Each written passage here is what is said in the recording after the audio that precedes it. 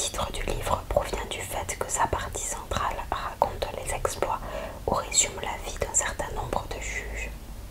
Ce terme désigne des hommes dont l'autorité vient de Dieu et s'étend à un domaine bien plus large que le domaine juridique. Ces hommes sont chargés soit de gouverner le peuple, soit de délivrer une ou plusieurs tribus en difficulté. Le livre des juges comporte 3 grandes parties. La première relate des événements qui ont marqué l'installation des Israélites en Canaan jusqu'à la mort de Josué, 1 verset 1 à 2 verset 10.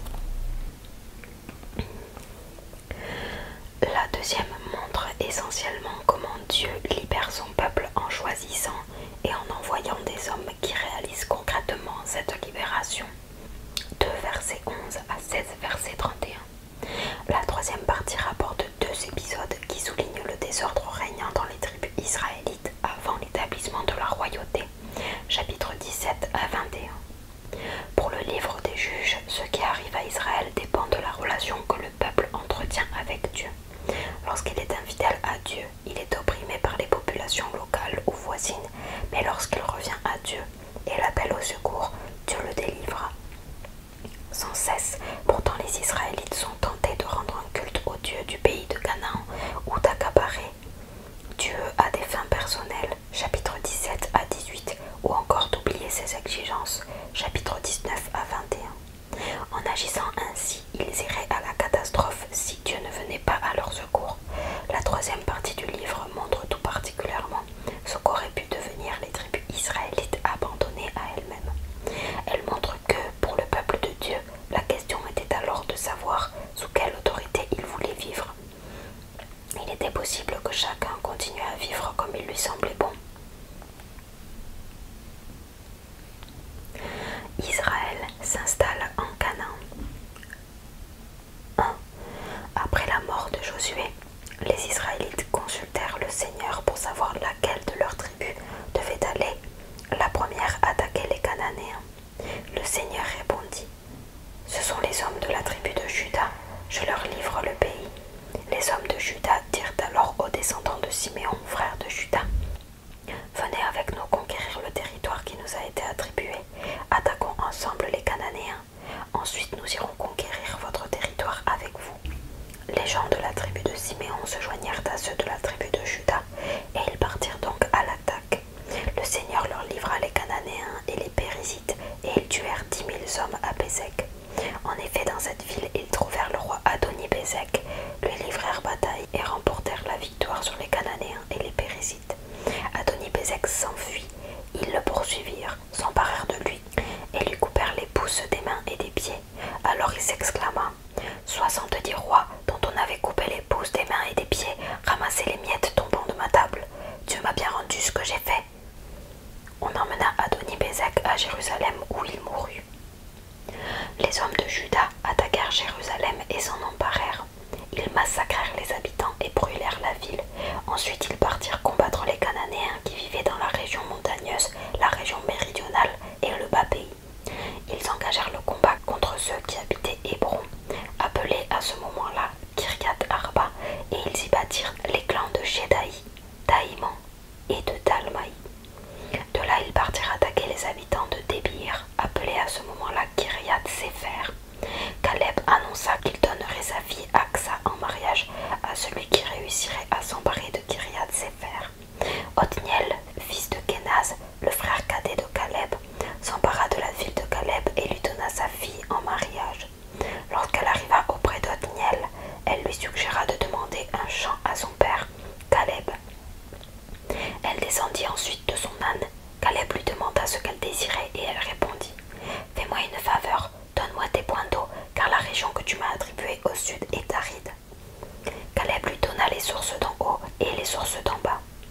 Les Kénites, descendants du beau-père de Moïse, partirent de la ville des palmiers avec les hommes de Juda et allèrent s'installer dans la partie méridionale du territoire de Juda, au sud d'Arad. Ils allèrent habiter parmi les Amalécites. Les hommes de Juda partirent à l'attaque avec les descendants de Siméon, frère de Juda, et ils se rendirent maîtres des Cananéens habitant à Séphat. Ils détruisirent entièrement cette ville qu'on appela désormais Horma, ce qui signifie la ruine. Les gens de Juda s'emparèrent ensuite des villes de Gaza, Ascalon et Écron, ainsi que les territoires voisins. Le Seigneur lui-même était avec eux et ils conquirent la région montagneuse. Cependant, ils ne purent pas chasser les habitants des plaines, car ceux-ci possédaient des chars de fer. On attribua Hébron à Caleb, comme Moïse l'avait ordonné, et Caleb prit la ville aux 3 clans anakites qui l'habitaient. Les descendants de Benjamin ne réussirent pas à chasser les Jébusites qui habitaient Jérusalem, et ceux-ci vinrent maintenant encore dans cette ville avec les Benjaminites. Les descendants d'Éphraïm et de Manassé, fils de Joseph, partirent attaquer Béthel, et le Seigneur fut avec eux. Ils envoyèrent d'abord les hommes reconnaître la ville, appelée alors Luz. Les envoyés virent un homme en sortir, et ils lui dirent « Montre-nous comment on entre dans la ville, et nous te traiterons avec bonté. » L'homme le leur montra. C'est ainsi que les descendants d'Éphraïm et de Manassé purent massacrer les habitants de la ville. Toutefois, ils laissèrent partir cet homme avec toute sa famille. L'homme se rendit dans le pays des Hittites. Il y construisit une ville qu'il appela Luz, nom qu'elle porte encore maintenant. Les gens de Manassé ne réussirent pas à chasser les habitants de Beth-Shéan, Tahanak, Dor, Ibléam et Megiddo, ni ceux des localités voisines, et les Cananéens continuèrent à vivre dans cette région. Même lorsque les Israélites furent devenus plus puissants, ils ne parvinrent pas à les chasser, mais ils leur imposèrent certains travaux. Les gens d'Éphraïm ne réussirent pas à chasser les Cananéens qui habitaient Kézer, et ceux-ci y vécurent parmi les Éphraïmites. Les gens de Zabulon ne réussirent pas à chasser les Cananéens habitant Kitron et Nahalal. Ceux-ci vécurent avec la tribu de Zabulon qui leur imposa certains travaux. Les gens d'Aser ne réussirent pas à chasser les habitants d'Akko et de Sidon, ni ceux d'Alab, d'Aksib, de Elba, d'Afik et de Rehob. C'est pourquoi ils durent s'installer parmi les Cananéens du pays. Les gens de Nephtali ne réussirent pas à chasser les Cananéens habitant à Beth-Shemesh, à Beth-Anat. Ils s'installèrent parmi eux et leur imposèrent certains travaux. Les Amorites refoulèrent les descendants de Dan dans la région montagneuse. Ils ne les laissèrent pas descendre dans la plaine. Les Amorites continuèrent donc à habiter Ar-Hérès, Ayalon et Shaalbim. Mais plus tard, les descendants d'Éphraïm et Manassé établirent leur domination sur eux et leur imposèrent certains travaux. La frontière méridionale des Amorites longeait le territoire des Édomites en partant à l'est de la montée des Scorpions. Reproche du Seigneur à son peuple. 2. L'ange du Seigneur vint du Gilgal à Bokim. Il déclara aux Israélites « Je vous ai fait sortir d'Égypte et vous ai conduit dans le pays que j'ai solennellement promis à vos ancêtres. J'ai annoncé que je ne romprai jamais mon alliance avec vous. Par contre, je vous ai ordonné de ne pas conclure d'alliance avec les habitants de ce pays et de démolir leurs autels. Or, vous ne m'avez pas obéi. Qu'avez-vous fait là? Eh bien, je l'affirme, je ne chasserai pas devant vous les habitants du pays. Ceux-ci vous attireront dans un piège, vous y tomberez en adorant leur Dieu. » Lorsque l'ange du Seigneur eut adressé ces paroles aux Israélites, ceux-ci se mirent tous à pleurer. Ils appelèrent l'endroit Bokim, ce qui signifie les pleureurs, et ils offrirent des sacrifices au Seigneur. La mort de Josué. Après que Josué eut congédié l'assemblée, les Israélites se rendirent chacun dans la part de terre qui lui revenait et occupèrent ainsi le pays. Ils revinrent le Seigneur durant la vie de Josué et après sa mort, tant que vécurent les anciens qui avaient vu les grandes œuvres accomplies par le Seigneur en faveur d'Israël. Josué, fils de Nun et serviteur du Seigneur, mourut à l'âge de 110 ans. On l'enterra dans la propriété qui lui avait été attribuée à Timnath-Hérès, dans la région montagneuse d'Éphraïm, au nord du mont Gaash. Puis les gens de sa génération moururent à leur tour. La génération suivante n'avait plus de connaissance personnelle du Seigneur et les œuvres qu'il avait accomplies en faveur d'Israël. Le peuple abandonne le Seigneur. Les Israélites firent alors ce qui déplaît au Seigneur et se mirent à adorer les dieux Baal. Ils abandonnèrent le Seigneur, le Dieu de leurs ancêtres, qui les avait fait sortir d'Égypte. Ils y rendirent un culte à d'autres dieux, ceux des peuples qui vivaient autour d'eux. Ils s'inclinèrent devant ces dieux et irritèrent ainsi le Seigneur. Ils abandonnèrent donc le Seigneur pour adorer les Baals et les Astartés. Le Seigneur se mit en colère contre les Israélites. Il les laissa sans défense devant les bandes de pillards qui les dépouillèrent. Il les livra aux ennemis qui les entouraient,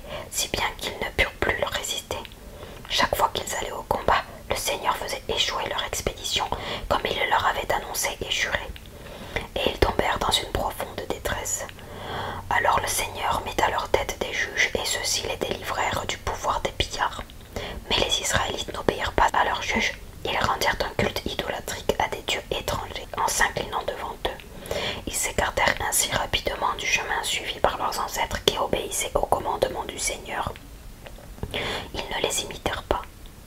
Chaque fois que le Seigneur leur envoyait un juge, il se tenait lui-même à ses côtés.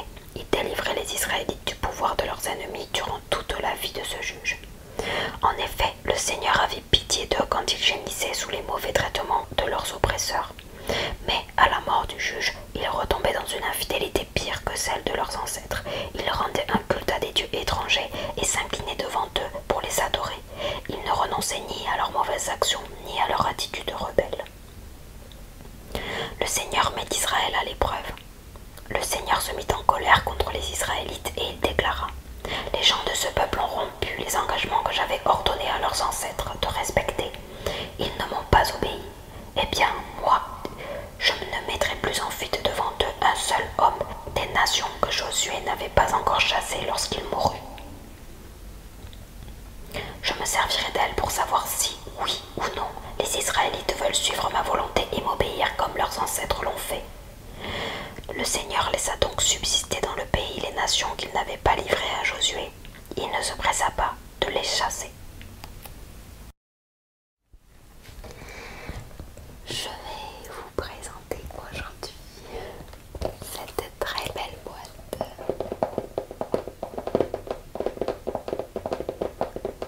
de chocolat.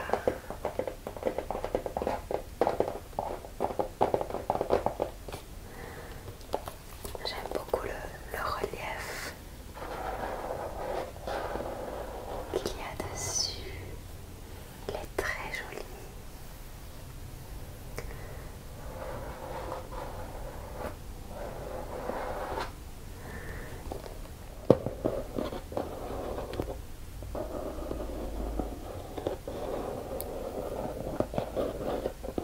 Ce sont des formes de rosaces géométriques.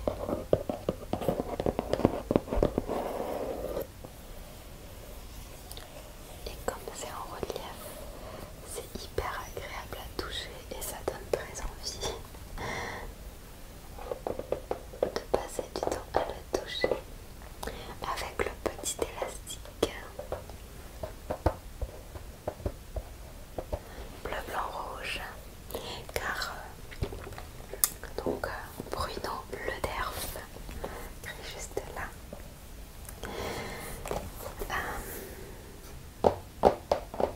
est un artisan de France. On va vérifier ensemble le titre qu'il a, car je ne me souviens plus exactement. Donc je vais enlever très joli élastique que j'aime beaucoup. Je vais le garder après, je pense. Alors ici on a une belle boîte. Voilà,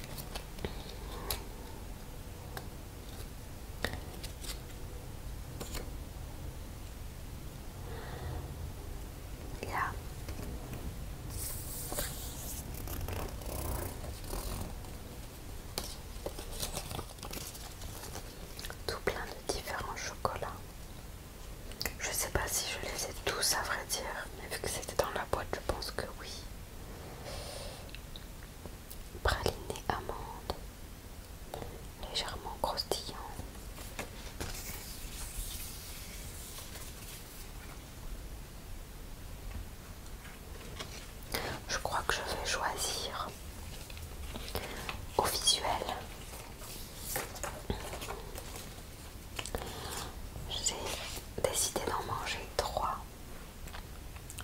Donc je vais manger celui-ci, je pense.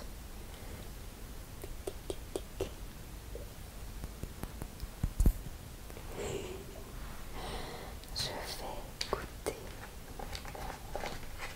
celui-là avec un petit rectangle. C'est si beau et ça peut être si